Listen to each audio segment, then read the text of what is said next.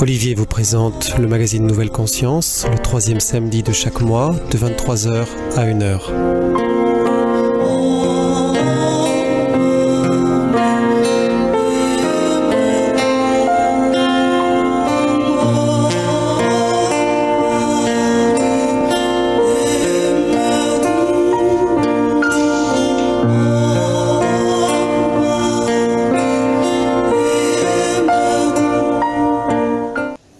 Bonsoir à toutes et à tous, ravi de vous retrouver sur l'antenne de radio ici et maintenant sur la fréquence 95.2 FM. Olivier avec vous ce soir comme d'habitude le 3e samedi de chaque mois dès 23h. Et mon invité ce soir c'est Raghi Kadir Gamar qui est avec moi depuis le Portugal. Bonsoir Raghi. Bonsoir Olivier. Alors Raghi est né au Sri Lanka, il a vécu longuement en Inde, notamment auprès de Ramesh Balsekar, un maître, on reviendra là-dessus, tu pourras nous expliquer. Tu es architecte de métier, et puis en 2008 à Bombay, tu atteins la réalisation, tu nous expliqueras ça surtout. Et depuis, tu proposes des satsangs, des enseignements dans divers pays, un peu partout, et puis aussi en particulier en France une fois par an à peu près. Alors pour commencer Raghi, est-ce que tu pourrais te présenter ton parcours et en particulier ce qui t'a amené, ce qui t'a permis cette gradation vers cette expérience culminante si on peut dire, même s'il n'y a pas vraiment deux points culminants, mais en tout cas cette expérience particulière de 2008. Merci Olivier, merci d'avoir invité. Tu m'entends bien? C'est bon? Très bien. Alors pour moi, comme beaucoup de gens dans la spiritualité, j'avais certaines souffrances dans ma vie, des souffrances psychologiques et émotionnelles. Et c'est comme ça que j'ai commencé à chercher une possibilité de sortir de tout ça. Et pour moi, c'était essayer de trouver une sorte de paix intérieure. Alors, la méditation, c'était une des choses que j'avais essayé. J'ai fait quelques années de psychothérapie aussi. J'ai fait beaucoup de yoga. Et j'ai eu, il y a presque 20 ans maintenant, quand j'avais à peu près 32 ans, j'ai eu une grave maladie du système immunitaire et tout a commencé à changer à partir de ce moment. Et c'est seulement presque 8-10 ans plus tard que je suis allé en Inde et j'ai rencontré Ramesh Balsekar qui est devenu mon maître spirituel, mon gourou. Et je suis resté avec lui pendant à peu près 4 ans et demi. Je le visitais régulièrement parce que je vivais toujours à l'époque au Sri Lanka. Je faisais des allers-retours au Sri Lanka, entre l'Inde et le Sri Lanka. Ça c'est en bref une description du parcours. Et alors justement, est-ce que déjà dans ton enfance, tu avais senti des prémices de profondeur spirituelle, une sorte de connexion à la vie, un émerveillement regardant l'univers ou quelque chose de particulier qui progressivement t'a amené vers cette expérience? Et voilà, comment est-ce que la vie t'a préparé à vivre ce choc de 2008? Au fait, c'était peut-être le contraire. J'avais toujours des questions, même en tant qu'enfant. Des questions à propos de la vie, à propos de Dieu, des enseignements religieux que j'entendais. On avait été élevés en tant que chrétiens, mais je connaissais aussi les religions bouddhistes et hindoues et musulmans parce qu'on voyageait beaucoup et mes parents ils avaient plein de livres à la maison. Alors j'avais toujours des questions à propos de la vie. Et je sentais qu'il y avait quelque chose d'autre, mais je ne trouvais pas de réponse à mes questions. Et alors dans ce sens, le choc dont tu parles, c'était vraiment un choc parce que, et puis on va en parler aujourd'hui, ce soir de ça. L'éducation et le conditionnement assez normal que j'avais eu, grandissant en Europe, mais voyageant pas mal, ne m'avait pas vraiment préparé à ce qui allait être reconnu plus profondément.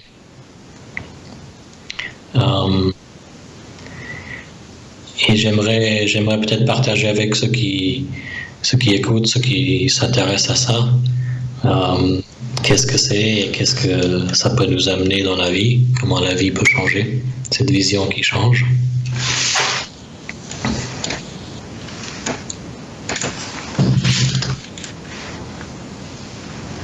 Tu m'entends toujours ? Oui, je te laissais continuer, mais oui, alors moi j'ai un petit souci de bouton, voilà.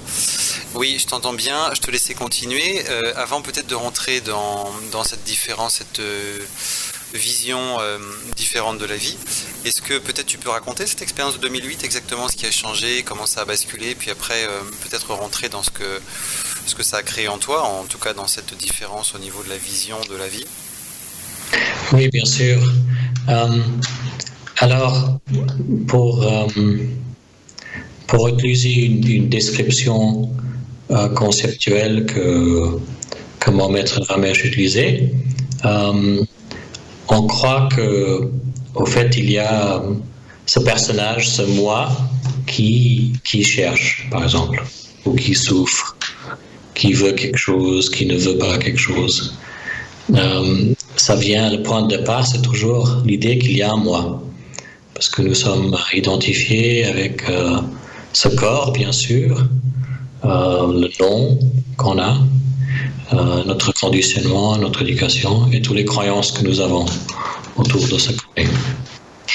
Et j'entendais des enseignements de Ramesh, les enseignements non-duels Advaita, il les répétait pratiquement tous les jours, qu'au fait, nous ne sommes pas seulement ce que nous pensons être, ce personnage, ce corps, ce mental, que nous sommes au fait l'univers, l'énergie de l'univers, nous sommes le tout. Il utilisait le mot conscience la plupart du temps. Il utilisait aussi le mot Dieu ou la source.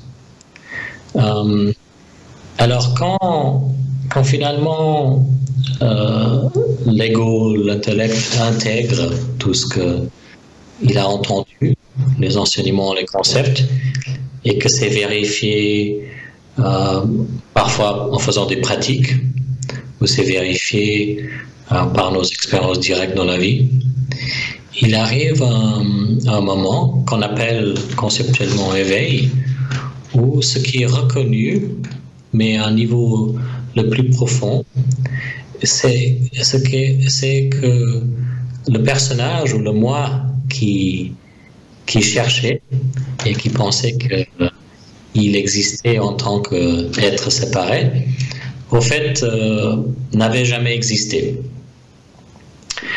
Alors c'est un peu un paradoxe parce que après ça, ce moment de compréhension très profond, on essaie d'en parler. On essaie d'expliquer que ce qui a été vu, c'est le contraire de ce qu'on pensait être, si on peut le mettre comme ça. Est-ce que tu me suis? Tout à fait. Et c'est une des raisons pour laquelle, quand tu m'avais demandé cette question la première fois, j'ai toujours beaucoup de difficultés à expliquer. Alors la phrase qui simplifie ça conceptuellement, la phrase que j'aime utiliser, c'est la compréhension ou la réalisation qu'il n'y a jamais eu un moi à être réalisé. Ça, c'est la phrase conceptuelle que j'utilise la plupart du temps. Est-ce que ça renvoie à la dissolution de l'ego, c'est-à-dire qu'il n'y a plus une trace d'ego, c'est ça que ça veut dire? Très bonne question. Alors, j'entendais Ramesh dire souvent ce que Ramana Maharshi avait dit. Ramana Maharshi est considéré comme un des grands maîtres de l'Inde, de l'Advaita. Et Ramana disait au fait que la seule différence entre une personne normale, si on peut dire, et un sage, une personne où cette compréhension, cet éveil a eu lieu, tous les deux ont un ego, mais l'ego du sage n'a plus un sens d'être l'auteur individuel. Et on pourra explorer, si tu veux, en détail ce que ça veut dire. Alors, pour répondre à ta question, l'ego ne disparaît pas. L'ego continue à être là de temps en temps, parce que l'ego nous aide à fonctionner dans la vie quotidienne.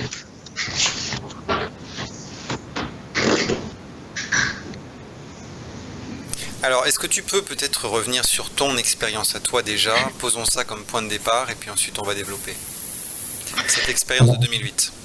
Alors, j'étais à Bombay et j'allais au satsang tous les matins chez Ramesh.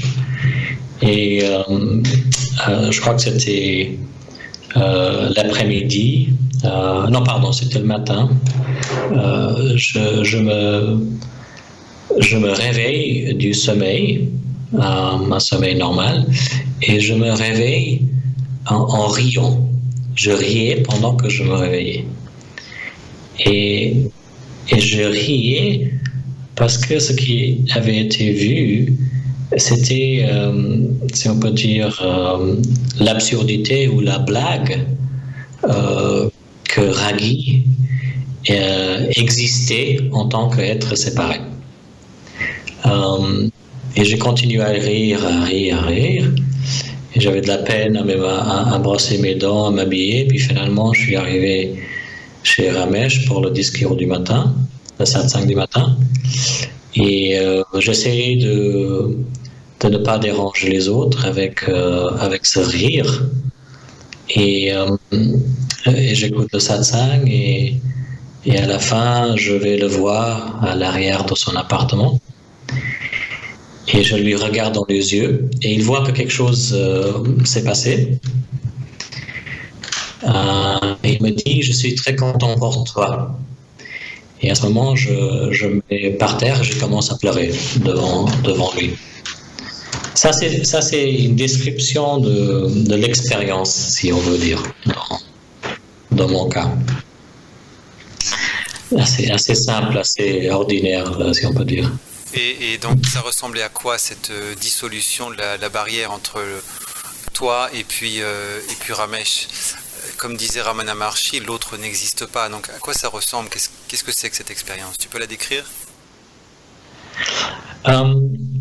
Je peux la décrire maintenant, si tu veux, parce que c'est quelque chose qui ne part pas, qui est quelque chose qui est toujours là. Il y a toujours cette connaissance profonde qui est au-delà d'une connaissance intellectuelle, qu'au fait, tout ce qui existe tout autour de soi-même, que ce soit les humains, les animaux, les plantes et tous les objets, au fait, sont un. Il n'y a pas d'idée, il n'y a plus d'idée, plus de croyance que c'est des objets séparés. Néanmoins, au niveau de la façon dont le corps fonctionne, le corps physique fonctionne, les énergies du corps, il y a un sentiment de séparation. Si on touche un objet, ou si on voit un objet, on entend un objet, on goûte un objet, il y a un sentiment que cet objet est séparé. Il y a une sensation de séparation. Alors ça, c'est le vécu au quotidien. Par exemple, ça c'est un aspect du vécu au quotidien.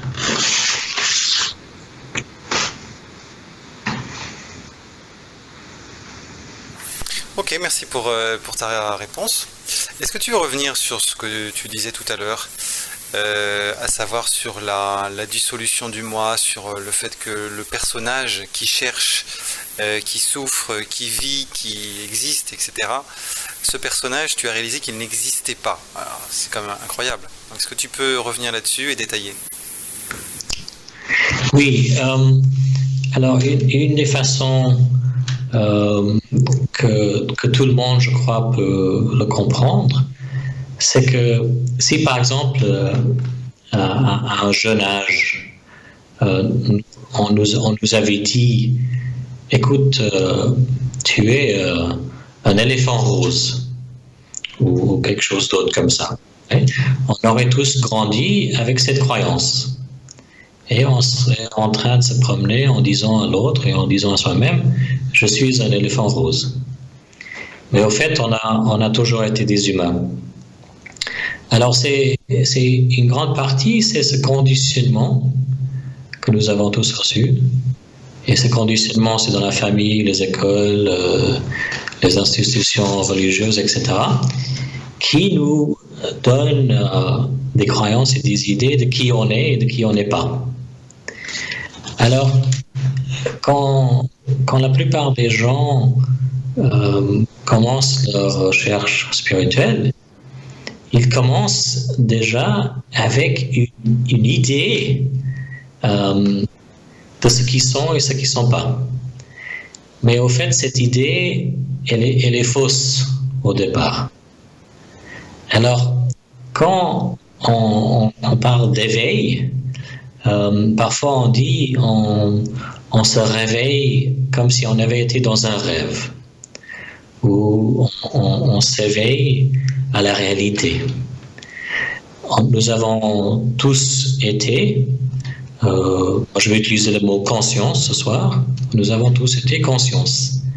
Notre nature fondamentale est conscience. Et ça n'a jamais changé, même si on a cru toute notre vie que nous avions été autre chose. Est-ce que ça c'est clair? Tu l'as probablement entendu déjà. Oui, tout à fait, mais ce qui est intéressant, c'est de l'entendre sous ses multiples facettes, ses multiples vécus, puisque toi tu l'as certainement vécu d'une autre manière que les autres qui ont vécu une expérience similaire l'ont vécu, et c'est toujours intéressant d'entendre une description différente. C'est exactement ça. Et c'est intéressant parce que quand on entend les différents témoignages, c'est pas toujours le même, en effet. Tu as absolument raison là-dessus. Est-ce que tu veux faire un petit aparté? On a commencé à parler de Ramesh Balsekar, mais on a peut-être une partie des auditeurs qui ne connaissent pas plus précisément Ramesh. Est-ce que tu peux décrire ce maître, sa vie, et puis ton expérience à son contact? Et en quoi il t'a aidé à te rapprocher de cette réalisation que toi et lui ne faisiez qu'un? Merci, oui. Alors, Ramesh Balsekar était un disciple de Nisargadatta Maharaj. Et je crois en France, il y a plus de gens qui connaissent le nom Nisargadatta Maharaj. Parce que c'était un des premiers livres d'Advaita qui est sorti à l'Occident. Et c'était un livre, en anglais ça s'appelait I Am That. Et Nisargadatta Maharaj venait d'une longue lignée de Guru Advaita. Et Ramesh avait été banquier toute sa vie. Il a été éduqué à Londres, mais il venait d'une famille traditionnelle hindoue de Bombay. Et à travers son travail en tant que banquier, il a rencontré beaucoup de gens, il a voyagé pas mal. C'était un homme du monde. Il aimait les bonnes choses de la vie. Mais lui, il avait aussi eu un maître spirituel pendant 20 ans, mais ce n'était pas son vrai gourou, son gourou final. Et pas longtemps après sa retraite, il a rencontré Nisargadatta Maharaj et il a commencé à traduire les discours, les satsangs pour Maharaj. Il les traduisait de la langue de Nisargadatta Maharaj, c'était le Marathi. Il les traduisait en anglais. Et quelques années après cette rencontre avec Maharaj, la compréhension totale, ce qu'on appelle l'éveil, s'est déroulée en Ramesh. Et pas longtemps après ça, Nisargadatta est mort. Et quelques mois après, les gens ont commencé à venir chez Ramesh pour les discours du matin. Mais tant qu'il y avait des gens qui venaient, Ramesh parlait. La grande différence entre, par exemple, Ramesh Balsekar et son maître Nisargadatta Maharaj, c'était que Ramesh était un homme pratique, parce qu'il avait été banquier. Il voulait que l'enseignement soit pratique, aide les gens au quotidien, parce qu'il voyait beaucoup de concepts spirituels qui étaient utiles à un certain niveau, mais ça n'enlevait pas certaines formes de souffrance psychologique et émotionnelle. Alors, au cours des années, et c'était plus de 30 ans qu'il a enseigné comme ça, jusqu'à sa mort en 2009, quand il avait 92 ans, Ramesh a changé l'enseignement pour qu'elle soit plus pratique, plus directe. Et la chose qui était tellement différente, c'était de dire aux gens, écoutez, la souffrance que la plupart des humains nous avons, la souffrance psychologique et émotionnelle, c'est basé sur l'idée que, la croyance que nous sommes les auteurs de nos actions. Et ça, si on l'entend pour la première fois, ça peut être surprenant, même difficile à avaler comme concept. Mais au fur et à mesure que la personne qui entend ça le comprend, et surtout quand c'est vérifié par expérience directe, au fait, ce concept est compris et vécu différemment. Et le résultat, c'est que Ramesh disait les 5 aspects de la souffrance psychologique et émotionnelle que la plupart des humains nous avons. Les 5 aspects, c'est blâme, culpabilité, honte, fierté et haine. Ces 5 aspects sont basés sur la croyance « je suis l'auteur individu d'action ». Et quand c'est mis en question, cette croyance, au fait, on découvre quelque chose d'autre. Et ça va amener progressivement ou soudainement à un écroulement de certaines croyances qui enlèvent la fondation de cette souffrance psychologique et émotionnelle. Et quand j'ai rencontré Ramesh, j'étais vraiment très ouvert à tous ces concepts parce que j'avais vécu certaines choses par mon expérience directe, en dehors des enseignements Advaita non-duels. Alors j'étais ouvert à tout ce qu'il me disait. Il me donnait une réponse et ça allait profondément quelque part dans qui j'étais, et c'était accepté immédiatement. Et j'ai commencé à voir que son enseignement vraiment aidait les gens qui venaient le voir. Si les gens ils étaient ouverts, réceptifs, s'ils étaient assez mûrs pour entendre ces concepts, ça aidait vraiment. Il y avait un résultat très direct et très simple. D'accord, merci pour cette petite présentation. Et ensuite, donc tu as passé 4 ans auprès de Ramesh jusqu'à son décès, j'imagine, c'est ça? Alors, je faisais des allers-retours au Sri Lanka les premières 3 années, parce que je vivais toujours là-bas. Et puis après un certain moment, après 3 ans, en fait, j'ai décidé d'aller vivre en Inde pour être près de lui, parce que je savais qu'il vieillissait et je ne savais pas combien de temps il me restait avec lui.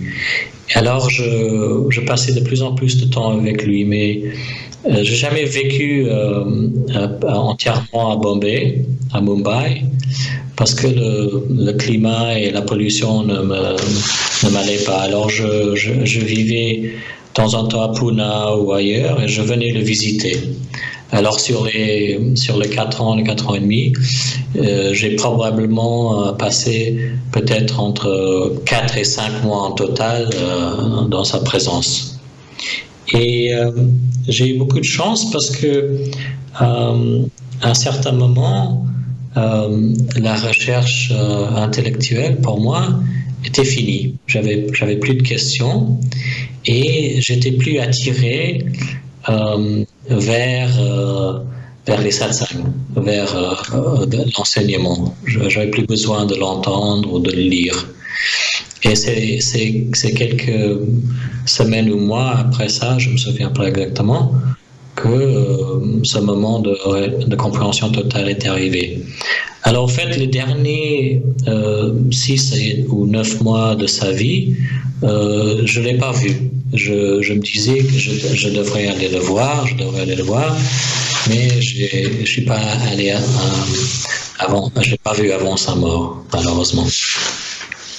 Qu'est-ce qui se passait quand tu étais en présence de Ramesh ou toi et les autres disciples, hormis la transmission intellectuelle? Qu'est-ce qui se passait sur le plan de la transmission spirituelle? Qu'est-ce que tu ressentais? Quelles étaient les expériences que tu as pu vivre? Oui, c'est une très bonne question.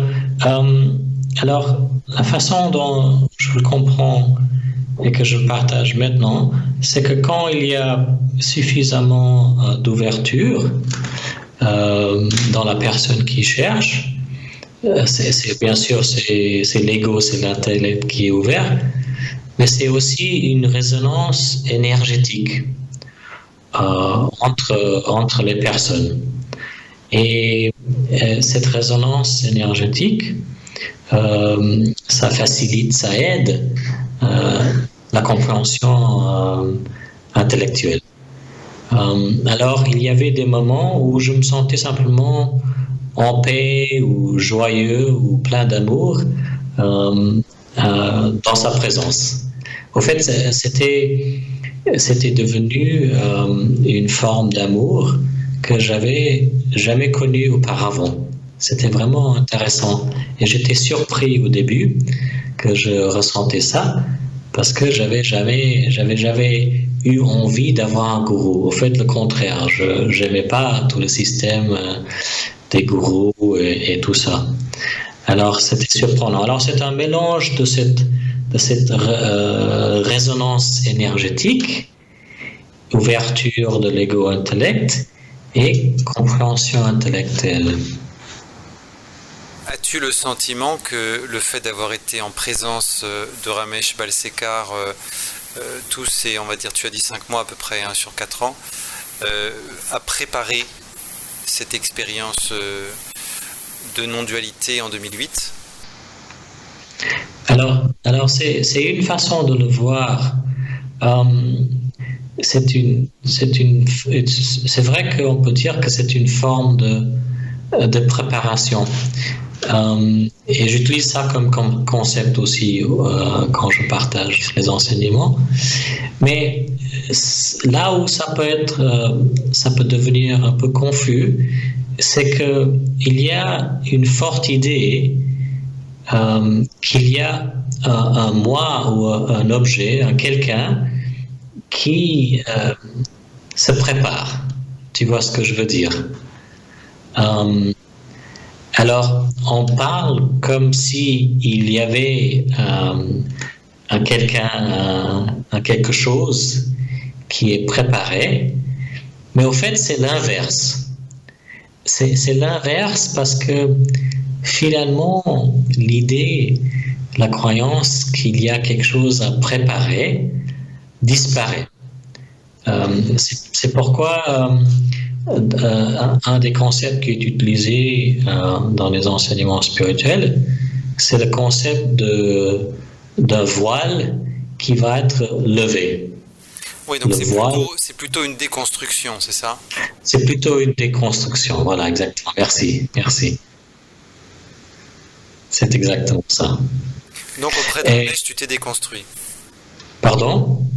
Donc auprès de Ramesh, tu t'es déconstruit. Voilà. J'appelle ça parfois comme être dans une machine à laver. Oui. Tous les idées. Pardon? Oui, non, j'écoutais et j'appréciais l'image. Ouais. Toutes les idées et les croyances qu'on avait auparavant sont enlevées, sont lavées. Et puis au fait, ce qui reste, c'est une absence de croyances, d'idées que nous pouvons revendiquer. Si on le met comme ça, on le décrit comme ça, c'est vraiment difficile de revendiquer quoi que ce soit. Donc l'ego a eu progressivement de moins en moins de prise, c'est ça? Exactement. De prise dans le sens des croyances que l'ego a appris, les croyances que l'ego a été donné pendant que l'ego grandissait, se formait. Ces croyances-là, ils sont progressivement, ou bien soudainement, parce que ça peut arriver soudainement, ils sont progressivement enlevés par le gourou. Le gourou, c'est pas seulement la personne, l'humain, mais le gourou, c'est aussi l'enseignement, c'est les concepts, c'est les pointeurs. Écoute, merci beaucoup. Ragui, on va faire une première pause musicale. Avant cette petite pause, je vais te proposer de faire un premier exercice avec les auditeurs. Donc on va faire un petit exercice interactif. Ragui va nous proposer une petite expérience. Et puis derrière, on fera la petite pause musicale pour vous permettre d'approfondir le travail qui aura été fait avec Ragui. Ragui, tu te sens de faire quelque chose ? Oui, super. Et au fait, on peut le faire pendant la pause, ça va aller très bien avec ça. Alors, une des choses que nous apprenons, par exemple, avec la méditation, c'est de pouvoir observer, se concentrer sur quelque chose. Alors, pour commencer, on va se concentrer, on va observer les sons, tous les différents sons autour de nous, ou bien pendant la pause, s'il y a de la musique, on peut écouter les différents sons. Et à un certain moment, demandez-vous, est-ce qu'il y a quelque chose qui observe le son? Est-ce qu'il y a quelque chose qui témoigne le son? Est-ce qu'il y a quelque chose qui reconnaît le son? Et puis finalement, on va comprendre qu'il y a le son et il y a bien sûr quelque chose qui reconnaît le son. Mais quand on vient au corps, on peut le faire aussi avec des sensations physiques, des émotions et surtout des pensées. Vous pouvez faire la même chose. Regardez pour voir, est-ce qu'il y a quelque chose qui observe les pensées? Est-ce qu'il y a quelque chose qui témoigne, qui reconnaît les pensées qui viennent et qui partent? Ragui, tu nous as parlé de Ramesh Balsekar, de ton parcours auprès de lui. Et puis ensuite, j'imagine une fois Ramesh décédé, c'est vers Tiruvannamalai que tu t'es tourné, c'est ça? Donc le lieu où avait vécu Ramana Maharshi. Comment ça? J'avais visité Tiruvannamalai 2 ans avant que Ramesh meure, et je me plaisais là-bas et je cherchais un endroit pour habiter et je suis allé habiter là-bas pendant presque 9 ans. Pas plein temps, mais je gardais une maison là-bas, près de l'ashram de Ramana Maharshi. Tu connais cette partie de l'Inde, Olivier? Oui, je connais, j'aime beaucoup et j'y ai beaucoup séjourné, et, oui, y compris chez Ramana Maharshi, oui, tout à fait. Oui, c'est ça. Pour moi, c'était un lieu très vibrant et c'est aussi pour ça que je t'interroge dessus. C'est que j'ai trouvé la montagne extrêmement vibrante, faire le tour de la montagne, aller dessus, c'était des expériences en soi très transcendantales, ainsi que la présence autour du Samadhi de Ramana Maharshi ou dans la petite chambre où il avait vécu. Quelle a été ton expérience à toi? Exactement, pareil. Il y a une énergie très, très spéciale là-bas. Et c'est la raison pour laquelle ça attire des gens, même maintenant, mais depuis des siècles et des siècles, les gens ils ont été attirés vers Arunachala, la montagne sacrée. Et c'est d'ailleurs la raison pour laquelle Ramana disait qu'il avait été attiré là-bas et qu'il a jamais voulu partir au fait. Après qu'il soit venu, il est jamais reparti de la montagne. Alors toi tu as vécu après cette expérience de 2008 de réalisation que l'autre n'existait pas, tu m'as dit 6 à 7 années d'intégration et je trouve d'ailleurs que ça ressemble beaucoup à ce qu'a vécu Ramana Maharshi qui lui aussi après son éveil quand il était adolescent a nécessité un temps d'intégration très long, je crois de l'ordre de 7 ans ou 10 ans peut-être, quelque chose comme ça. Oui, c'est exact. Dans mon cas, j'ai eu de la chance parce que c'était pas aussi extrême que Ramana.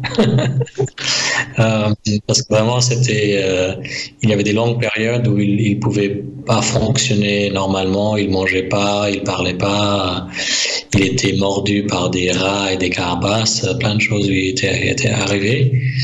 Moi, j'ai pas traversé cette période d'une façon aussi extrême, mais en effet, il y a cette période d'intégration dans les enseignements bouddhistes, on l'appelle délivrance. Il y a certains maîtres qui utilisent le mot embodiment. Embodiment, je crois que c'est revenir au corps. Et c'est vrai que ce moment de compréhension profond, ça prend du temps pour être intégré par toutes les parties du corps mental ego, dans la plupart des cas. C'est vécu comme ça. Mais la durée varie beaucoup entre une personne et l'autre. Comment ça s'est passé pour toi cette intégration? Parce qu'on en parlait tout à l'heure, tu parlais de la vision qui change, ta vision du monde a dû complètement changer et donc ta relation aussi à, entre guillemets, l'autre a dû changer et donc ta vie a dû changer aussi. Comment ça s'est passé toute cette aventure?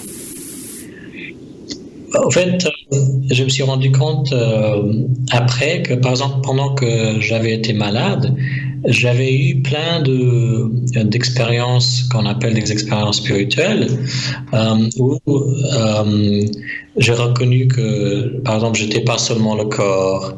Je voyais, par exemple, les auras, les champs d'énergie autour des gens, des animaux et des plantes. J'ai eu quelques moments où tout d'un coup, je savais que j'étais l'autre. Il n'y avait plus cette distinction entre moi. Plein d'expériences comme ça qui se sont déroulées avant même de rencontrer Ramesh. Mais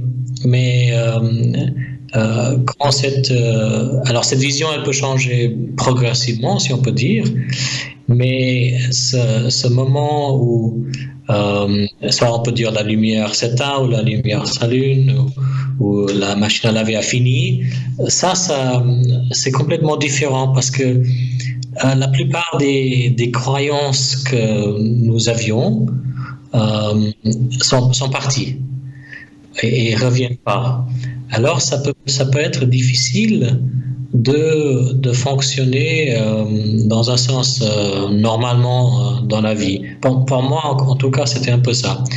Et aussi, il peut y avoir ce qu'on peut appeler une sorte de déprime, où tellement a été enlevé que l'ego manque de motivation, les choses qui plaisaient auparavant ne plaisent plus, il y a plein de choses comme ça qui peuvent arriver et au fait c'est un peu comme une sorte de déprime et ça peut durer pas mal de temps et si ce n'est pas expliqué par quelqu'un en qui on a confiance, l'ego qui reste, parce qu'il y a l'ego qui reste, elle peut rester dans ça. Tu vois ce que je veux dire? Et c'est là où d'avoir un gourou ou certainement d'avoir quelqu'un, un autre enseignant qui explique ça, c'est très utile. Et c'est ce qui m'est arrivé au fait. J'ai rencontré un jeune monsieur anglais qui était venu à Tiruvannamalai pour la première fois. Et on était que deux dans son satsang. C'était le premier satsang, il n'y avait personne d'autre. Alors j'ai senti que j'avais un bon rapport avec lui et je lui ai demandé cette question à propos de me sentir un peu déprimé. Et il a tout de suite dit « Ah ben oui, moi j'ai traversé ça pendant plusieurs années. » Et en entendant ça, quelque chose s'est soulagé en moi. Et ça a été très important ce moment-là. Mais de rester dans ce champ d'énergie, d'aller à l'ashram tous les jours, à l'époque j'allais tous les jours, comme tu dis, près du Samadhi de Ramana ou dans les alentours, c'était vraiment énergétiquement, ça a aidé beaucoup pendant cette période d'intégration. Alors,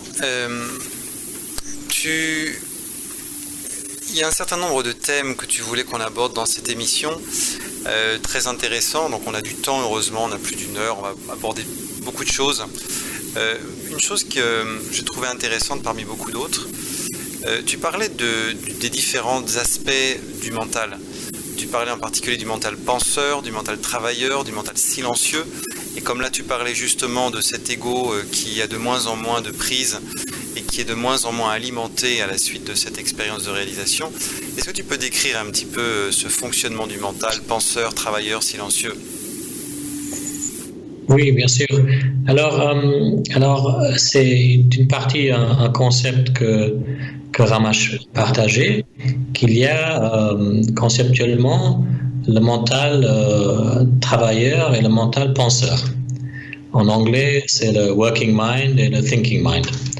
Et si on regarde ça par notre expérience directe, en effet, le mental travailleur, c'est quand nous faisons du travail ou une tâche pratique. Et ce qui se passe, c'est que le mental utilise le passé, le passé dans le sens nous avons appris certaines choses qui viennent à la surface dans le moment et qui nous permet de faire une tâche pratique ou de travailler. Le mental va du passé au présent. Ça, c'est le mental travailleur. Et le mental penseur va du passé au futur. Le mental penseur n'est jamais dans le présent. Il est dans le passé ou dans le futur. Par exemple, il y a une mémoire d'une expérience du passé qui vient à la surface et le mental penseur commence à créer une histoire imaginaire future autour de cette mémoire. Un exemple, ça serait par exemple une peur de quelque chose qui s'est passé au passé et la peur que ça va arriver dans le futur ou même que ça va être encore plus grave que la mémoire du passé. Et pratiquement tout le monde le vit de cette façon. Et si on regarde ça de notre expérience directe, on peut voir tout de suite quand nous sommes soit dans le mental travailleur, soit dans le mental penseur. Alors simplement le comprendre comme ça, pour l'ego, ça peut être soulageant, parce qu'il comprend pourquoi le mental ou comment le mental fonctionne. Ça peut soulager, ça peut nous aider de cette façon.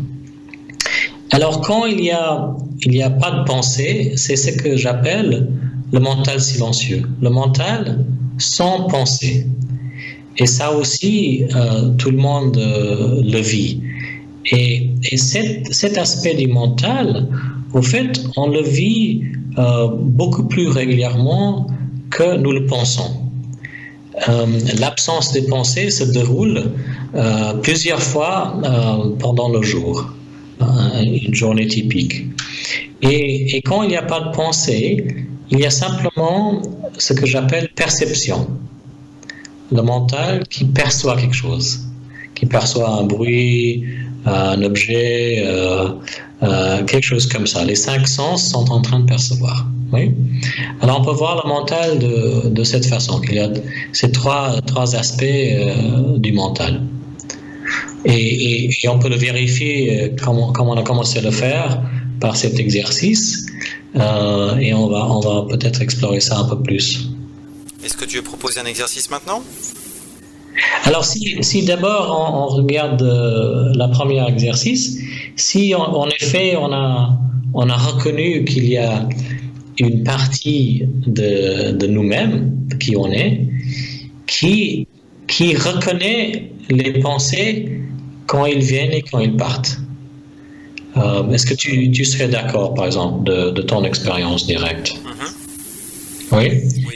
Alors, à fur et à mesure que c'est compris de cette façon, quand une pensée qu'on appelle par exemple négative arrive, ou quand une pensée ou une croyance ou une mémoire qui est inconfortable arrive, de savoir que nous ne sommes pas seulement la pensée, la description, l'étiquette, la croyance, mais nous sommes aussi ce qui observe, ce qui témoigne, ce qui reconnaît.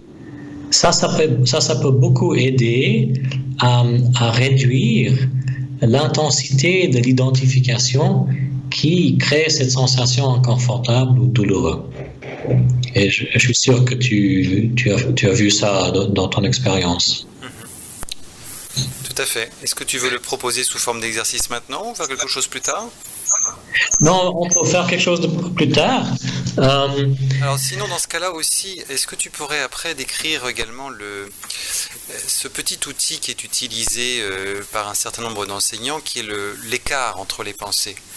Eckhart Tolle notamment, mais d'autres aussi, proposent d'observer l'écart entre les pensées. Qu'est-ce que c'est que cet écart entre les pensées ? En quoi c'est une référence ? Alors, ça serait l'absence des pensées.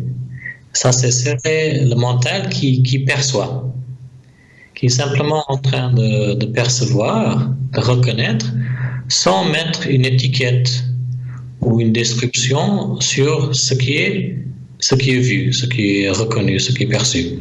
Oui. Donc ce que tu as appelé le mental silencieux tout à l'heure, c'est ça ? Oui.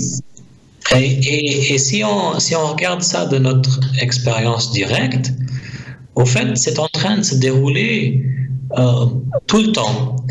Une pensée vient, après il n'y a pas de pensée. Oui. Une autre pensée vient, il n'y a pas de pensée. Quelques pensées viennent, puis après il n'y a pas de pensée. Alors au fait, c'est en train d'arriver tout le temps. Mais ce qu'on appelle l'ego, l'intellect, n'a pas compris ce processus, n'a pas compris ce mécanisme entièrement. Oui. Alors quand on est pointé vers ça, quand l'ego, l'intellect est pointé vers ça, elle va le reconnaître assez facilement. Ah oui, il y a des espaces entre les pensées. Oui. Ou des espaces où il y a seulement un silence mental. Oui. Allô ? Oui, merci pour l'explication, Ragui. Je pense qu'on va pas tarder à faire une deuxième pause, mais avant, est-ce que tu veux nous proposer un petit exercice, justement, si tu as quelque chose sur le mental à nouveau ? Alors, justement, prenons une idée ou une croyance forte que nous avons de nous-mêmes, peut-être une croyance qu'on n'aime pas, ou une croyance qui est négative ou qui nous fait de la douleur, qui nous amène une sorte de douleur. Si on revient à cette idée qu'au fait, la croyance est là, en forme de pensée, puis après, tout d'un coup, elle n'est pas là. Il y a un espace. Et quelque chose reconnaît cet espace. Alors si à ce moment-là, on se demande, est-ce que je suis la pensée? Est-ce que je suis la croyance? Est-ce que je suis l'espace ou peut-être je suis les deux, ou je suis quelque chose d'autre. Simplement se demander, est-ce que je suis ça, ou est-ce que je ne suis pas ça? Ça serait un autre exercice qui peut être utile. Et qui rejoint d'ailleurs la fameuse question de Ramana Maharshi, le qui suis-je, hein? Voilà, progressivement, on va venir à ça. Vous êtes dans Nouvelle Conscience sur Radio Ici Maintenant, 95.2 FM. Olivier avec vous ce soir pour accueillir Raghi Kadirgamar qui est avec nous depuis le Portugal. Raghi, on parlait juste avant des pensées, de l'écart entre les pensées, du mental silencieux. Et puis on avait commencé à parler aussi du qui suis-je. Est-ce que tu veux aborder cette question du qui suis-je? Oui, merci. Notamment Alors, dans le cadre de la tradition de Ramana Maharshi. Oui, c'est ça. Si on simplifie, la plupart du temps, si on se demande cette question qui suis-je, ou si on demande à une autre personne qui es-tu, la réponse viendra, par exemple le nom, notre âge, plein de détails comme ça. Oui, une description du personnage ou du corps ou de notre éducation. On m'entend toujours, Olivier? Tout à fait. Oui. Et si on continue à demander cette question, par exemple, qui suis-je? À un certain moment, on va se rendre compte que c'est que des réponses en forme de pensée, en forme de mots qui apparaissent. Oui? C'est qu'une description. Et au fait, la façon dont ça fonctionne, de se questionner comme ça, enquête de soi, on appelle, c'est de retourner le mental vers elle-même. Normalement, on regarde quelque chose, on regarde quelqu'un, et on perçoit quelque chose, on perçoit quelqu'un. Oui? Alors, il y a moi, par exemple, et je perçois Olivier. Tandis qu'avec cette forme de questionnement, le mental se retourne sur le moi. Il se retourne sur le je, et on va, si on peut dire, à la source de cette pensée je, à la source de cette pensée moi. Oui? Et à un certain moment, ce qui est compris, et c'est vraiment compris, c'est reconnu au-delà de l'intellect, c'est que ce moi, ce je, n'a jamais été un objet quelconque. Le sujet voit le sujet. Oui. Est-ce que tu l'as déjà utilisé? Oui, à titre personnel, moi j'ai fait même des journées entières à se poser la question qui suis-je en binôme. Et ce qui est très intéressant, c'est de voir effectivement, comme tu le disais au début, que les identités mentales classiques viennent au début.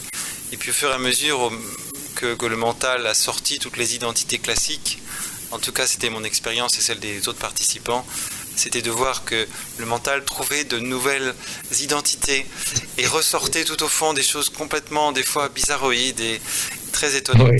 Mais surtout ce que nous disait l'enseignant, et c'était d'ailleurs Andreas Mamet qui a officié ici, sur Radio Ici Maintenant, c'était que c'était un processus qui permettait au mental de se vider de ses identités. Et c'est ça qui était intéressant, c'était progressivement, à mesure qu'on se vidait de ses identités et qu'on cherchait qui on était vraiment au-delà de toutes ces apparences, il y avait une sorte de vide, une sorte de profondeur qui se mettait en place, de silence. Voilà, c'est intéressant que tu dises ça parce qu'au fait c'est parfois vécu comme ça, comme tu le dis, ça semble être un vide ou bien un manque d'identité. Mais ce qui peut se passer, c'est que le mental, ce qu'on appelle le mental, l'ego, quand l'ego revient, parce qu'elle revient à un certain moment, elle va conclure que ce vide ou que ce silence, c'est ce qu'elle est. ce qu'il est. Elle veut absolument arriver à une conclusion. Elle veut arriver à une compréhension définitive, n'est-ce pas?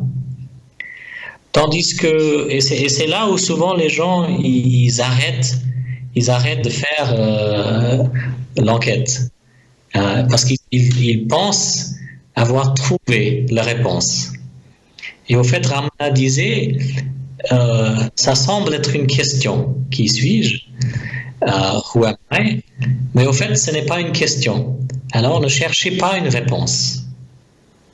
Même si la réponse n'est pas en forme de pensée ou de mots, le mental va créer une sorte de réponse autour d'un état ou d'une expérience ou de ce vide et de ce silence dont tu parles. Alors, ça peut être utile de reconnaître que ce n'est pas une question et on ne cherche pas de réponse, au fait. En tout cas, cette question vise à pointer quelque chose qui est au-delà du mental, au-delà de tout ça, qui est même peut-être à l'origine, c'est comme ça qu'on pourrait le dire, à l'origine de tout cela, de tous les phénomènes mentaux, et même qui est, voilà, au-delà. Alors, tu vois, de nouveau, on essaye d'arriver à une réponse finale, n'est-ce pas? Oui, tout à fait. Et ça c'est ok, parce que c'est comme ça que le mental a été conditionné. L'intellect, cette partie du mental, l'intellect, a été enseigné, conditionné à trouver une réponse finale. Oui. Alors, on ne peut pas éviter ça. On peut pas éviter. Mais à chaque fois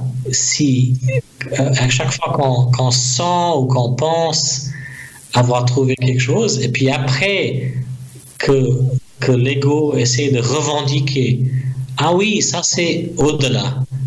Ah oui, maintenant j'ai plus d'identité. Ah oui, ça c'est le vide. Ah oui, ça c'est le silence. Là, on sait qu'on est tombé dans le piège. Que l'ego, au fait, est revenu et que l'ego essaie de revendiquer quelque chose. C'est une façon de le voir. Alors, on a commencé à parler de l'ego et de ses pièges. Et est-ce que tu peux nous détailler aussi d'autres pièges sur le chemin spirituel auxquels on est régulièrement confronté? Alors, j'utilise le mot piège, c'est un grand mot, mais on peut utiliser différents mots. Mais un piège, pour moi, sur la voie spirituelle, et la plupart des gens tombent dedans, moi inclus, c'est que quand on a des expériences, des fortes expériences, des expériences que parfois on appelle des expériences spirituelles, on pense à avoir atteint un état qui est, par exemple, plus divin ou plus près de la réalité ou plus notre nature de conscience, quelque chose comme ça. Oui? Et l'ego, sans le savoir souvent, devient très confortable avec ça et revendique ça intérieurement ou même extérieurement. Et c'est un piège dans le sens où n'importe quelle expérience, n'importe quel état, n'importe quelle énergie ou n'importe quelle pensée est simplement impermanent. Est-ce que tu serais d'accord avec moi? Oui, tout à fait. Donc en fait, le piège, c'est que l'ego est un mécanisme d'identification et là, l'ego s'identifie à une expérience spirituelle. Voilà, c'est ça. Et au fait, de nouveau, c'est ce qu'on a appris. Alors, de tomber dans les pièges, c'est normal. Et c'est là où avoir un gourou, un enseignant, peut être utile, parce qu'ils vont pas nous laisser avec cette croyance, avec cette identification. Ils vont gentiment, ou parfois pas gentiment, essayer de d'enlever cet attachement. Et je vois ça un peu comme un enfant qui devient très attaché à un jouet qui lui plaît beaucoup, et parfois c'est un jouet qui est dangereux. Et on essaie d'enlever le jouet des mains de l'enfant parce qu'on sait qu'il y a un danger et l'enfant ne veut pas le lâcher. Alors, on donne à l'enfant un autre objet ou un autre jouet pour essayer de le convaincre de lâcher la première.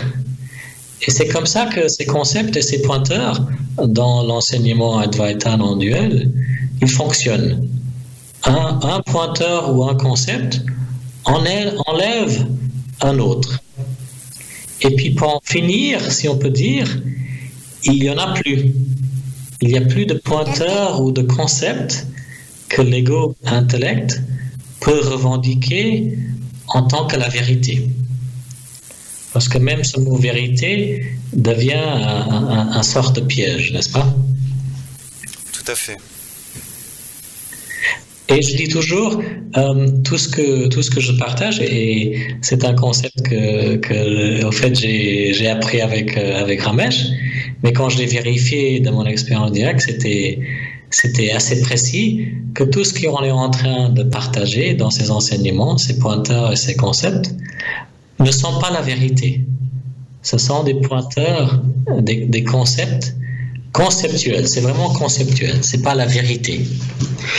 Et Ramesh disait alors, est-ce qu'il y a quelque chose qui est vrai? Est-ce qu'il y a une vérité? Et il essaie d'expliquer que si tout le monde sur la planète pourrait être d'accord sur une chose, peut-être une chose très simple, on pourrait peut-être appeler ça une vérité. Parce que la plupart du temps, il y a jamais tout le monde qui est d'accord sur une chose, n'est-ce pas? Et alors, il nous demandait, est-ce qu'il y a quelque chose que tout le monde pourrait dire de leur expérience directe? Qu'est-ce que ça serait? Qu'est-ce que tout le monde, en tant qu'humain, pourrait dire de leur expérience directe? Est-ce que tu l'as déjà entendu, ce concept? Non. Alors, une chose que nous pourrions peut-être tous dire, c'est quelque chose comme « j'existe ». J'existe. Ou je suis là. Il y a quelque chose qui existe. Oui? Nous pourrions pratiquement, peut-être pas à 100%, mais nous pourrions tous être d'accord là-dessus, n'est-ce pas? Il y a quelque chose qui existe. Oui, il y a existence ici en ce moment. Oui? Tout à fait. Mais à part ça, il n'y a pas d'autres concepts, d'autres phrases ou d'autres mots que tout le monde pourrait être d'accord dessus. Et c'est pourquoi d'ailleurs on voit dans notre histoire humaine, malheureusement sur cette planète, qu'il y a eu tellement de conflits, tellement de guerres, etc., autour de ces débats et ces discussions où on n'est pas d'accord l'un avec l'autre sur ce qui est vrai et ce qui n'est pas vrai. D'autres pièges que tu voulais mentionner? Alors, l'autre piège qui arrive souvent quand il y a cette résonance avec un enseignant ou un gourou ou un endroit, par exemple la montagne sacrée Arunachala, c'est que l'ego-intellect pense que l'autre, que ce soit une personne ou un objet, un endroit, l'autre a quelque chose que nous n'avons pas. Est-ce que tu as peut-être vécu ça toi-même? Bien sûr, tout le monde le vit, bien sûr. Et si on regarde ça plus précisément, est-ce que c'est vrai? Est-ce que c'est vrai que l'autre, la personne ou l'objet ou l'endroit, a quelque chose que nous n'avons pas, que nous voulions avoir? Est-ce que c'est vrai? Qu'est-ce que tu dirais? Je dirais que c'est une croyance. Voilà. Alors, quand on le voit de cette façon, on voit tout de suite que c'est une croyance.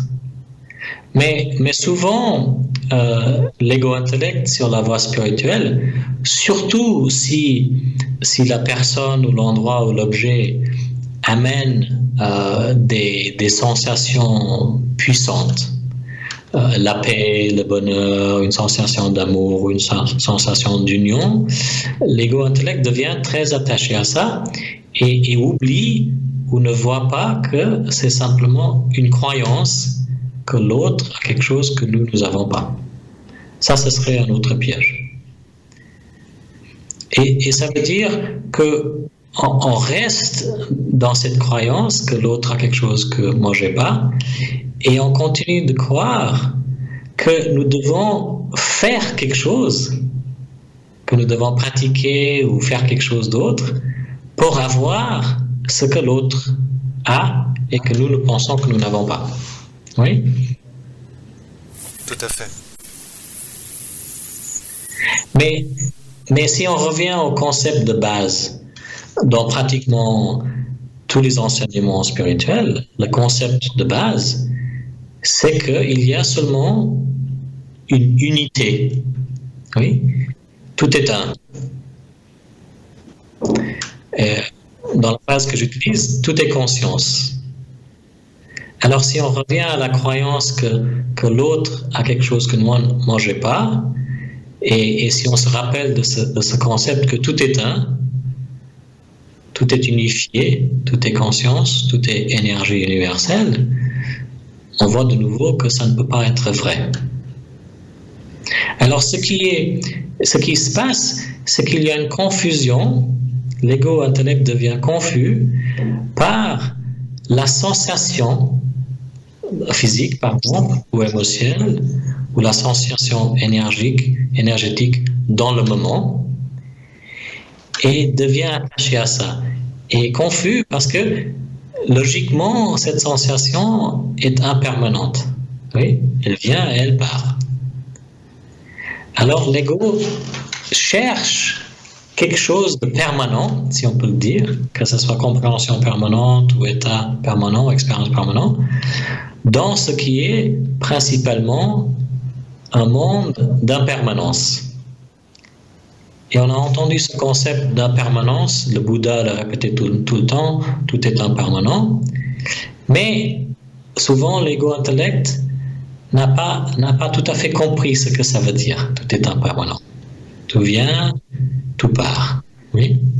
Et alors elle continue à rechercher quelque chose de permanent.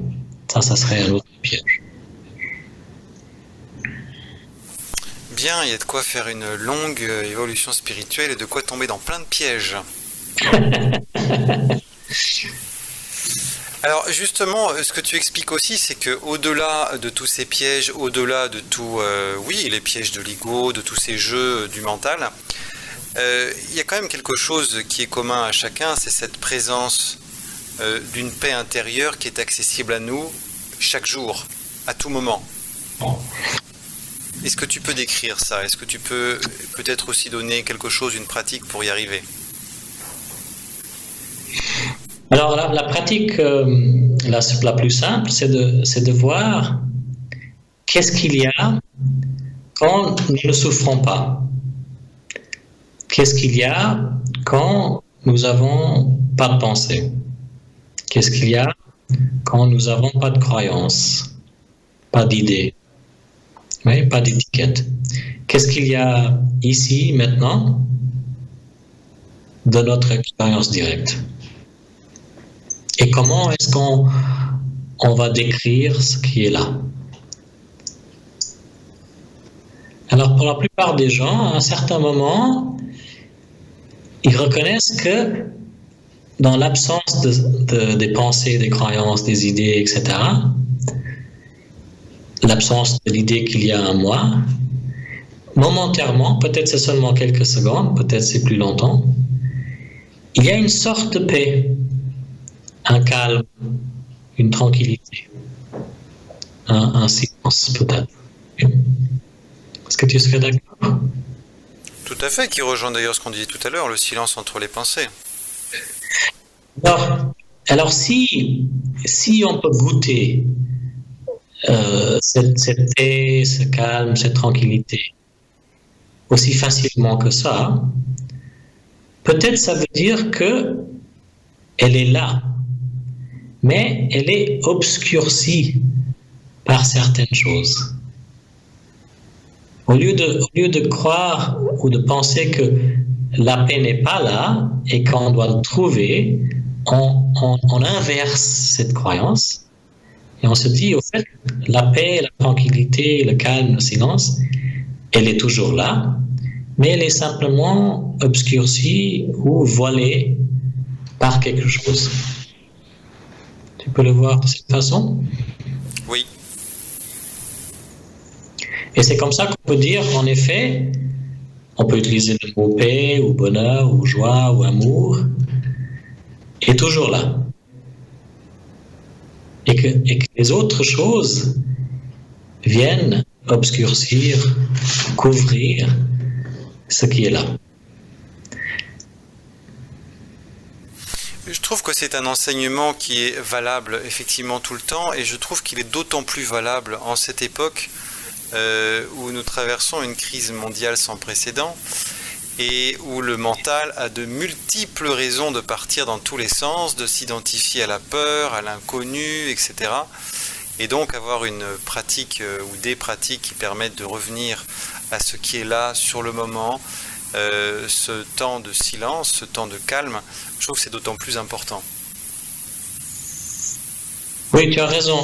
Et que ce soit dans une période comme nous le vivons maintenant ou à n'importe quelle période, c'est très utile d'avoir des pratiques, en effet. Tu as absolument raison. Alors, comment Pardon, oui. Vas-y. Non, j'allais dire, comment est-ce que tu verrais, comment est-ce que tu interprètes cette crise que nous traversons? L'interpréter ou lui donner du sens ou une analyse ou une observation?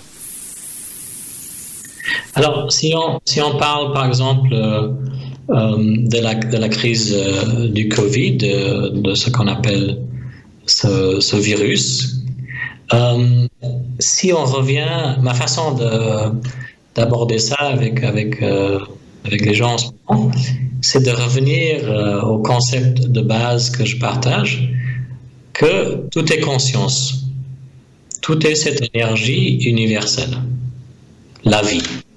Y compris le virus. Donc. Pardon? Le virus aussi est donc conscience. Voilà. Et si on le voit de cette façon, il peut, en le voyant de cette façon, ça peut aboutir à simplement une acceptation de ce qui se passe au niveau intellectuel. Mais même en acceptant intellectuellement ce qui se passe de cette façon, par exemple, les peurs, l'anxiété, les soucis peuvent aussi être là. Et là, il faut comprendre, à mon avis, la source de cette peur. Que ce soit la peur pour soi-même ou la peur pour l'autre, que quelque chose va nous arriver, quelque chose va arriver à l'autre, ou quelque chose va arriver à l'espèce entière. Et pour ça, il faut absolument revenir à la source de qui on pense être. Et c'est là où la question qui suis-je et ces autres questions dont nous avons discuté un peu peut être utile. Parce qu'à un certain moment, il y a intuitivement, et nous l'avons tous, il y a intuitivement la connaissance de qui on est, qui est toujours là. Tout le monde a cette connaissance de qui ils sont.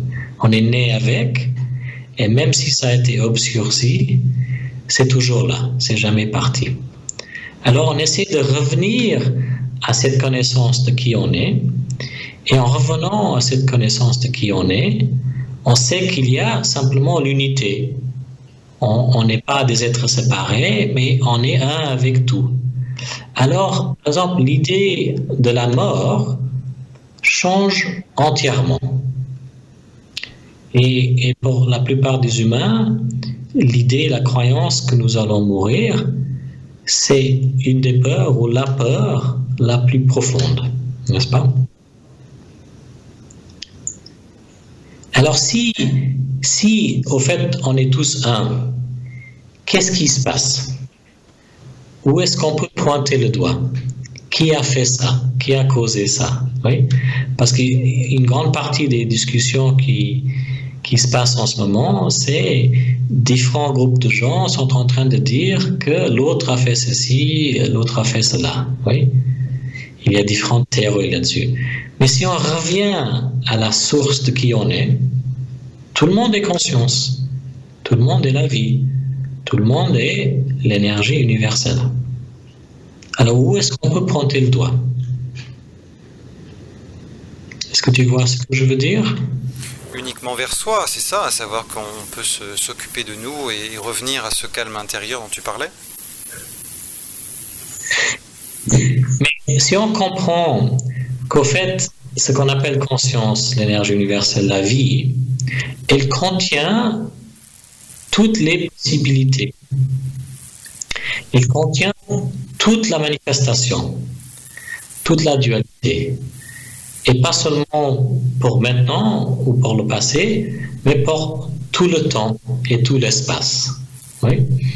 Et ça, c'est un concept que les scientifiques quantiques maintenant décrivent, mais de leur façon, à travers les recherches qu'ils ont faites. Qu'au fait, l'univers existe. Un des concepts, c'est que tous les événements, tous les objets, passé, futur, présent, existent simultanément dans l'univers infini. Oui? C'est ce que j'appelle conscience. Alors, que ce soit un virus ou autre chose, qu'est-ce qui peut fondamentalement nous arriver? Où est-ce qu'on peut aller? Qu'est-ce qui peut nous arriver? Tu vois, je pars des choses dans notre souffrance psychologique et émotionnelle, parce que là, la plupart des gens peuvent parler de leur expérience. Et si on va à la racine des peurs et de l'anxiété et des soucis, ça revient à qu'est-ce qui va m'arriver à moi? Oui? Oui. Même si c'est à travers qu'est-ce qui va arriver à la personne que j'aime, ça revient à un certain moment à qu'est-ce qui va m'arriver à moi. Tout à fait. Oui. Ou bien c'est simplement une peur, un souci ou une anxiété qui concerne l'objet, le corps, mental, ego, cette personnalité, oui, cet être. Mais si on questionne cette croyance fondamentalement, il est possible, et ça peut arriver à n'importe quel moment, que nous allons aller au-delà de cette croyance, je suis seulement cet objet, corps, mental, ego. Et dès qu'on a goûté ça, le goût ne va jamais partir. Dès qu'on a enlevé le voile, même si c'est au niveau de l'intellect, le voile ne peut jamais revenir entièrement après. Est-ce que tu penses que c'est le sens de cette épreuve que nous traversons tous à l'échelle humaine, de revenir à cette paix intérieure, de revenir à cette vérité intérieure, ou est-ce que c'est à ça que ça sert? Parce qu'on est quand même, notre mode de vie est énormément remis en question. Je comprends ce que tu veux dire. Et autrefois, j'aurais répondu en disant oui, c'est ça. Mais maintenant, j'arrive plus à dire oui, parce que la vision, si on peut le dire comme ça, de qui je suis, de qui tu es, de qui ou quoi le monde est, a tellement changé. Tu vois, c'est tellement difficile de comprendre ça intellectuellement et d'accepter ça intellectuellement, parce que nous avons été conditionnés et éduqués à croire que nous sommes cet objet. Alors bien sûr, en tant qu'un objet, on pourrait évoluer. Oui, ça c'est logique, n'est-ce pas? L'objet, le personnage ou la race humaine pourrait évoluer. Oui. Et dans un sens, dans ce qu'on appelle conscience, en tant que conscience, en tant que la vie, en tant que l'énergie universelle, il y a une sorte d'évolution. mais c'est plus comme un mouvement. Mais le mouvement est conscience en mouvement avec il-même ou avec elle-même. Tu vois ce que je veux dire? Oui. Si on voit ça comme l'océan, par exemple, si on regarde l'océan, et si on imagine que l'océan, c'est conscience, la vie, l'énergie universelle, entièrement. Il n'y a rien d'autre que l'océan. Alors, sur la surface de l'océan, il y a des vagues, des petites vagues, des grandes vagues, des longues vagues, des courtes vagues. Mais ils sont tous l'océan qui est en train de s'exprimer, n'est-ce pas? Aux profondeurs de l'océan, il n'y a pas beaucoup de lumière, il fait froid, et à la surface, il y a de la lumière, il fait plus chaud. Il y a des différences dans l'océan, mais c'est toujours l'océan. Tout est océan. C'est ce que nous sommes en train de pointer vers. C'est ce que nous sommes en train d'essayer d'expliquer avec ces enseignements Advaita non duel. Qu'au fait, ce que nous croyons être et la conséquence de ça est absolument fausse. On a une fausse vision, on a une fausse compréhension de ce qu'on est. Bon, il y a du travail alors. Hein. Alors, dans un sens, il n'y a absolument pas de travail. C'est ce qui est merveilleux. Moi aussi, j'aimais pas l'idée qu'il y avait du travail à faire. J'aimais pas les devoirs à l'école, tout ça. Alors, l'idée que cette compréhension est notre nature propre, si on peut le dire, notre nature en tant que conscience, la vie, l'univers, est déjà là, ça veut dire qu'on est déjà parfait. Que tout le monde est déjà parfait. Tu vois ce que je veux dire? Y compris le plus imparfait des hommes ou la plus imparfaite situation. Exactement. Exactement. Et alors, c'est ce qui devient assez étrange dans la façon dont on vit au quotidien. Avec cette connaissance que tout est conscience, à ce niveau-là, si on peut dire, tout est parfait. Il y a quand même des choses qu'on aime ou qu'on n'aime pas. Il y a des fortes préférences et même des désirs. Parce que aimer ou pas aimer, les désirs et les préférences viennent du conditionnement, éducation et les gènes que nous avons hérités, qui est unique pour chaque corps, organisme, corps, mental, ego. Tu vois ce que je veux dire? Oui. Chaque vague est unique. On ne peut pas nier que chaque vague sur l'océan est unique. Mais en même temps, on voit et on sait que la vague fait partie de l'océan. Alors on n'essaie pas d'enlever la vérité, la diversité. Oui? On est même libre dans le sens de poursuivre nos désirs, poursuivre nos préférences avec cette connaissance. Oui? Mais ce qui change énormément, c'est que la souffrance ou le blâme ou la culpabilité qui venait, si on avait fait quelque chose qu'on devait faire, qui était jugé comme incorrect ou négatif, on l'a compris comme faisant partie de ce mouvement de conscience de la vie. Alors, sans blâme, sans regret, sans honte, sans haine, on peut quand même avoir, par exemple, du regret. On peut quand même s'excuser. On peut quand même essayer de réparer une certaine situation. Et c'est ce qui devient étonnant. Sans blâme ou culpabilité ou honte ou haine, ça ne veut pas dire qu'on n'agit plus. Oui? On ne devient pas comme une légume. C'est dynamique, ce mouvement.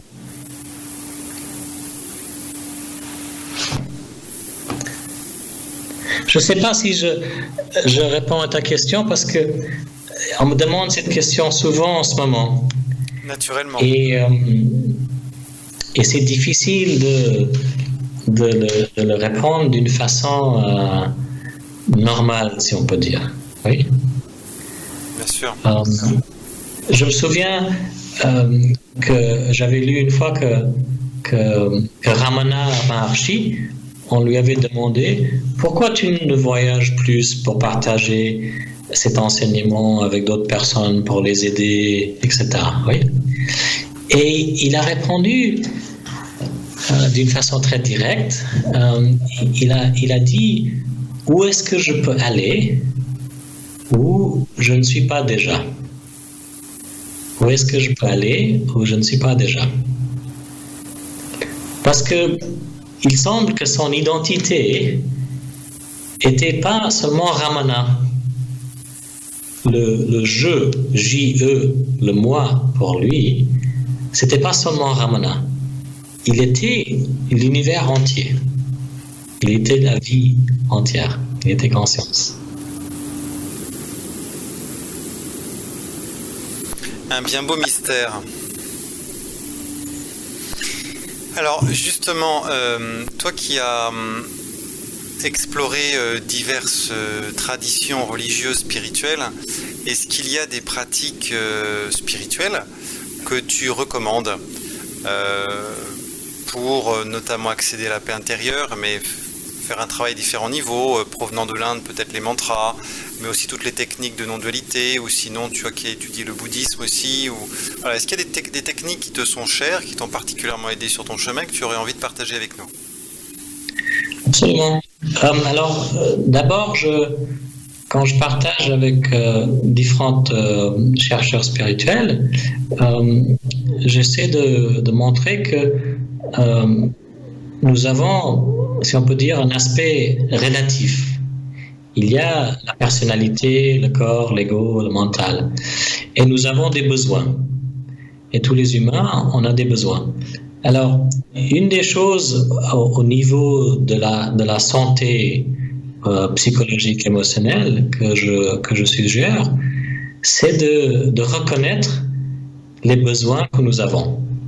Et une des méthodes que j'aime beaucoup, c'est la communication non violente de Marshall Rosenberg. Est-ce que tu la connais? Au moins en partie, oui. Oui. Et alors, c'est une partie de la méthode, c'est très simple. C'est simplement de se demander comment je me sens et de quoi est-ce que j'ai besoin. Et pour nous aider, il y a en fait une liste qu'on peut trouver sur les sites de communication non violente, une liste de besoins et d'émotions. Et on essaie de faire le lien entre les émotions et les besoins. Ça, c'est au niveau relatif. Parce que comme je disais au début, la plupart des chercheurs spirituels, nous avons une idée de ce qu'on veut ou ce qu'on ne veut pas. On veut trouver quelque chose ou on veut se débarrasser de quelque chose. Et souvent, et dans mon expérience aussi, c'est plutôt dans le domaine de se sentir mieux au niveau psychologique et émotionnel. C'est ça qu'on recherche. Oui. Alors si on peut trouver ça d'une façon assez simple, de manière relative, on n'a pas vraiment besoin de toutes ces pratiques qu'on appelle spirituelles. Oui, tous ces enseignements spirituels. Alors il y a une petite confusion parfois avec ça. Et trouver un équilibre psycho-émotionnel, ça fait partie de toutes les traditions spirituelles aussi. À l'époque, pas autant maintenant, mais par exemple dans les enseignements Advaita, que ce soit hindou, que ce soit zen ou que ce soit du Dao, parce que l'Advaita, la non-dualité, elle est là dans pratiquement tous les enseignements et aussi dans toutes les religions. Il y avait des pratiques simplement pour le corps, pour le cœur, pour le mental et pour le système énergétique. Alors ça, je suggère toujours que ça, c'est une très bonne fondation pour mieux vivre, pour vivre en bonheur et en paix. Mais si on veut vraiment trouver des réponses aux questions qu'on appelle des questions spirituelles, pourquoi je suis là, qu'est-ce que c'est la vie, est-ce que Dieu existe, est-ce que je peux avoir l'éveil, des questions comme ça. Pour moi, comme j'ai décrit, méditation, différentes formes de méditation, reconnaître qu'il y a quelque chose qui observe, quelque chose qui témoigne tout le temps, ça peut être très très utile. Ça crée une fondation. Par exemple, le Vipassana que tu connais, je sais, je l'ai beaucoup pratiqué et maintenant il y a des centres partout, pratiquement partout dans le monde, des centres de Vipassana. Et on a déjà parlé de l'enquête de soi. Si on est mûr, si on est prêt, naturellement, la méditation devient enquête de soi, n'est-ce pas? Peut-être que tu l'as vécu comme ça aussi dans ton expérience. Oui, on peut dire ça tout à fait, oui. Et les mantras et ce qu'on appelle maintenant les affirmations, mantras, affirmations, que ce soit chanté ou simplement répété à haute voix ou silencieusement, c'est une façon de préparer le mental égo. Calmer, préparer le mental égo. Et même les gourous, à l'époque, les gourous en Inde, par exemple, les gourous Advaita en Inde, parfois utilisaient ou donnaient des mantras à leurs disciples pour leur préparer pour l'enquête de soi. Même Nisargadatta Maharaj, il paraît, de temps en temps, il suggérait un mantra pour quelqu'un. Mais c'est une façon, comme tu as dit tout à l'heure, de préparer l'ego-intellect pour à un certain moment retourner la question. Qui suis-je ou qui cherche, qui souffre, qui veut, qui ne veut pas, qui croit. De cette façon, retourner la question. Et dans ce sens-là, simplement répéter « je suis », en anglais c'est « I am »,« I am »,« I am »,« I am », lentement ou vite. C'était une des suggestions que Nisargadatta Maharaj avait, et c'était au fait le gourou de Nisargadatta Maharaj qui l'avait suggéré à Nisargadatta Maharaj. Nisargadatta Maharaj, c'était le gourou de mon gourou, Ramesh Balsekar. Alors, en répétant « je suis », le mental se calme et cette habitude de toujours vouloir revendiquer ce qu'on est, elle commence à changer. On peut être content, on peut se reposer même, le mental se repose et n'a pas besoin de revendiquer ce qu'elle est. L'ego n'a pas besoin de revendiquer ce qu'elle est. Ça, ce serait quelques méthodes que je suggère. Merci Raghi. Tu enseignes en temps normal dans différents endroits dans le monde, en Malaisie, au Sri Lanka. Tu es de passage en France aussi normalement. On m'avait dit une fois à deux en France, et puis aussi au Portugal. Tu disais tout à l'heure que tu n'étais pas très favorable au modèle gourou-disciple et que c'était ce qui t'avait amené à ne pas toujours être aussi auprès de Ramesh Balsekar. Quel est ton mode d'enseignement, puisqu'aujourd'hui toi aussi tu donnes des satsangs? Comment fonctionnes-tu en temps normal, bien sûr? Est-ce que c'est... Merci de me demander parce que c'est de nouveau une de ces questions que j'ai toujours un peu de difficulté à répondre. Est-ce que je suis gourou? Est-ce que je suis enseignant? Est-ce que je suis simplement un ami? Et au fait, je ne peux pas dire exactement ce que je suis ou ce que je ne suis pas. Je pourrais simplement dire que j'utilise les différentes étiquettes ou les différents rôles dans différentes situations avec différentes personnes. Pour moi, l'important, c'est que tout ce qui est partagé en tant que l'enseignement Advaita non-duel, les pointeurs, les concepts, qu'il soit vérifié par notre expérience directe. que la personne qui cherche l'entend, l'essaye et le vérifie par leur expérience directe. Ça, c'est le plus important. Et pour faire ça, je donne des satsangs, comme tu viens de le dire. Maintenant, je fais la plupart des satsangs par Internet, online, parce qu'à cause du Covid, on ne voyage pas. Et j'ai 3 satsangs par semaine online. Sinon, peut-être 9 ou 10 mois par année, je donne des satsangs ou des conférences ou des retraites d'une semaine dans différentes villes d'Europe, pas seulement en France, mais un peu partout en Europe, un peu en Inde, au Sri Lanka et en effet en Malaisie aussi pour le moment. Et là, on fait comme ça, c'est des questions et des réponses, mais on passe un peu plus de temps à faire les enquêtes, les méditations ensemble.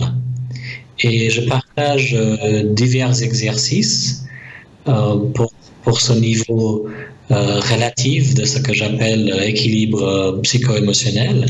Et là, on va regarder plein de choses différentes. J'utilise des méthodes plus vers la psychologie ou des méthodes qui viennent des thérapies bioénergétiques, plein de différentes méthodes. Mais ça, c'est en groupe et ça, c'est des workshops, des conférences et des retraites assez intenses. Alors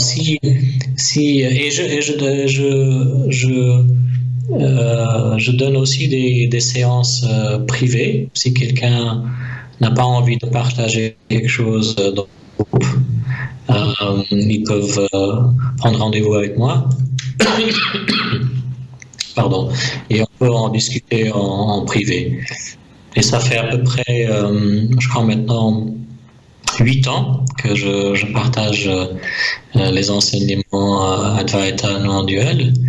Et avant ça, j'enseignais la méditation et un peu le développement personnel pour les associations et les diverses organisations. Voilà, ça c'est un peu ce que je fais. Est-ce que tu te définis-tu du coup plutôt comme un frère humain plutôt qu'un disciple, plutôt qu'un gourou, pardon? Je fais référence à une chose qu'a dit Osho. Le Bouddha a dit il y a 2500 ans, je reviendrai sous la forme du Bouddha Maitreya. Et Osho, donc ce gourou indien, a dit que selon lui, en réalité, ce que voulait dire par là le Bouddha, ce n'est non pas qu'il allait revenir, mais que Maitreya voulait dire l'ami, et que surtout il disait que donc 2500 ans plus tard, c'est-à-dire à notre époque, ce serait la fin de la relation entre le gourou et le disciple, mais que ce serait plutôt une relation d'ami à ami, de frère humain à frère humain. Et c'était dans ce cadre-là que je te posais cette question. Oui, c'est très bien. Et je crois que, comme tu le dis, il y a quelque chose qui change. C'est plus autant les relations anciennes, strictes entre le gourou et le disciple. Mais je crois que c'est important de comprendre aussi comment fonctionnent les différentes relations. Pour moi, avec Ramesh, c'était une relation gourou-disciple, très classique. Et comme je l'ai dit, je ne l'ai pas voulu, je ne l'avais pas choisi. À part, au moment où que c'est arrivé, j'étais conscient de devenir le disciple. Et au fait, ce qui s'est passé, c'est que mon mental ego se rendait. Elle se rendait dans le sens qu'elle ne pensait plus avoir les réponses ou même la capacité de trouver les réponses tout seule. Elle comprenait qu'elle avait besoin d'être guidée, d'être tenue parfois, guidée parfois, éclaircie parfois par quelqu'un d'autre, un objet, organisme qui, à l'époque, je croyais, était séparé de moi. Et ce moment où l'ego intellect se rend est un moment incroyable. Parce que on peut avoir très peur. On peut avoir très peur. Mais en même temps, comme j'essaie d'écrire, c'est comme si on tombait amoureux. Et ce qui se passe, au fait, c'est que le mental, ce qu'on appelle le mental, l'ego-intellect, les idées de qui nous sommes et qui nous ne sommes pas dans la tête, se rejoignent avec ce qu'on peut appeler le cœur. Bien sûr, ce n'est pas le cerveau et le cœur biologique, oui. Mais c'est quelque chose au-delà du mental qui se passe. On revient à cette compréhension qui est toujours en nous. Alors, pour certains chercheurs, et moi inclus, j'avais besoin de ça. D'autres n'avaient pas besoin de ça et n'ont pas besoin de ça. Mais ça peut être utile dans le sens que quand on va à l'école ou à l'université, il y a un prof, il y a un enseignant. Et au fait, une partie de la compréhension sur la voie spirituelle, c'est vraiment simplement ça. C'est un processus d'éducation, de reconditionner, d'enlever le mauvais conditionnement et de le remplacer par un conditionnement plus précis, d'enlever l'obscurité et d'amener un peu de clarté. Et pour moi, le mot gourou veut simplement dire ça. En anglais, c'est taking away the darkness. En français, ça serait enlever l'obscurité ou enlever la confusion. Alors que ça se passe à travers une personne, ou comme je disais, un enseignement ou un objet comme la montagne. Et comment ça se passe, vraiment, c'est pas important, mais ça va se passer.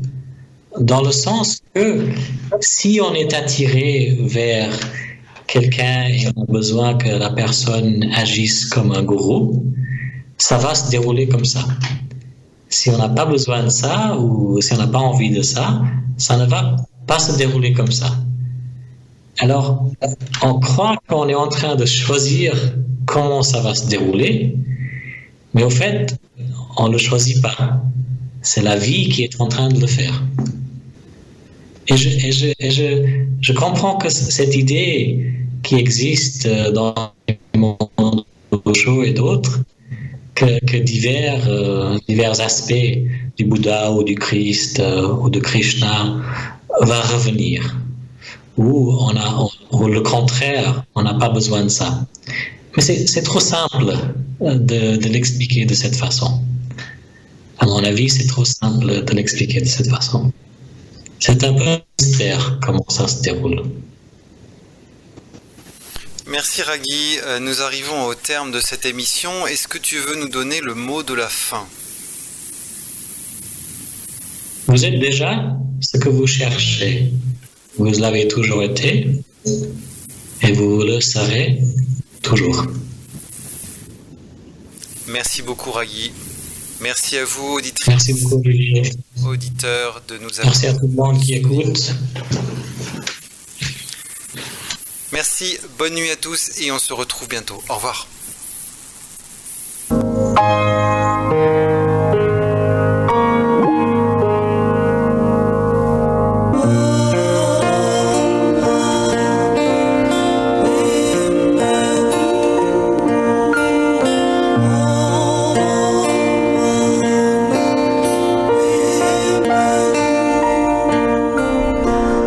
Olivier vous présente le magazine Nouvelle Conscience, le 3e samedi de chaque mois, de 23h à 1h.